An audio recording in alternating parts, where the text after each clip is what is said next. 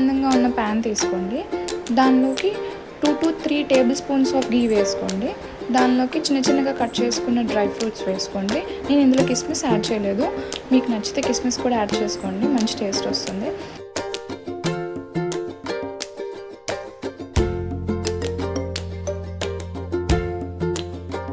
ఇలా కొంచెం colour change అయ్యడానికి dry fruits పక్కకి పెట్టేసుకోండి.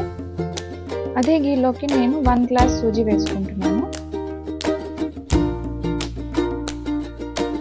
సిమ్లో పెట్టుకొని కలుపుతూనే ఉండండి. లైట్గా కలర్ చేంజ్ అయ్యి మనకి మంచి అరోమా వస్తుంది సూజీ నుంచి.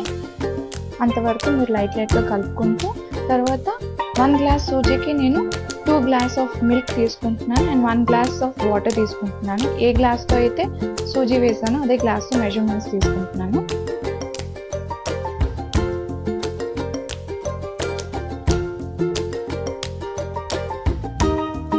సిమ్లో పెట్టుకుంటూ కలుపుతూనే ఉండండి, లేదంటే లైట్గా ఉండలు చుట్టేస్తాయి. తర్వాత నేను అది నాకు మెజర్మెంట్ తెలుసు కాబట్టి స్పూన్తో వేసేస్తున్నా. మీరైతే మాత్రం ఏ గ్లాస్తో సూజీ వేసారో ఆ గ్లాస్తో షుగర్ వేసుకోండి. కొంచెం ఎక్కువ షుగర్ తినేవాళ్ళు సేమ్ అదే గ్లాస్తో వేసుకోండి, కొంచెం తగ్గించి వేసుకోండి.